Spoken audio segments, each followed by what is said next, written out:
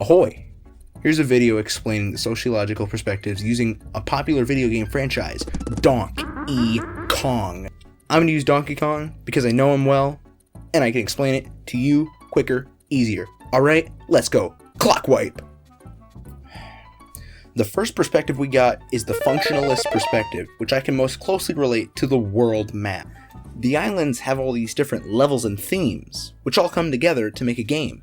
But if any one of those levels was removed or taken away or changed, then it would detract from the overall game experience. And just replace the map with the world, the levels with elements of society, and the game with society, and then you have the basic idea of the functionalist perspective. It's a super involved analogy, but it makes the point. As elements of a society change, everything else will be affected as well, contributing to the keyword connected to describe this perspective. Wipe. Next perspective is the conflict perspective. This can most closely be related to the relationship between the Donkey Kong and the King K rule. They represent different interest groups all vying for power and control. Power and control in this analogy being bananas.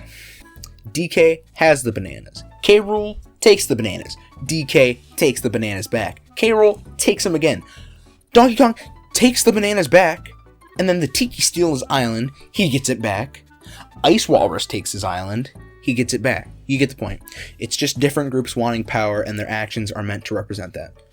If you hold this perspective, then you think everyone's intentions are based off of greed, i.e., bananas, K rule, Tikis, Donkey Kong, island, Ice Walrus. Last perspective is symbolic interactionism. Think the Kongs. We would assume they talk to each other in the off time where they're not going and shooting a peanut gun or a coconut gun or a bongos or what have you.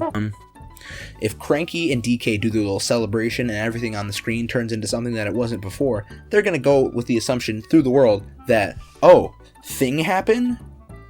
Maybe because we high-fived. High five? Maybe thing happened. This one's a little bit harder to understand with the Donkey Kong example, but you can still make it work. All you really need to know is that opposed to the other perspectives, this is a micro perspective. These one-on-one interactions are what drives human behavior, or in this example, monkey behavior, but that's besides the point. Alright, basically, recap. World map, functionalism. Adversity, King K rule, DK, conflict, perspective. Symbolic interactionism, one-on-one interactions between people. Alright, hopefully the Donkey Kong examples were effective, and you have a blessed day now.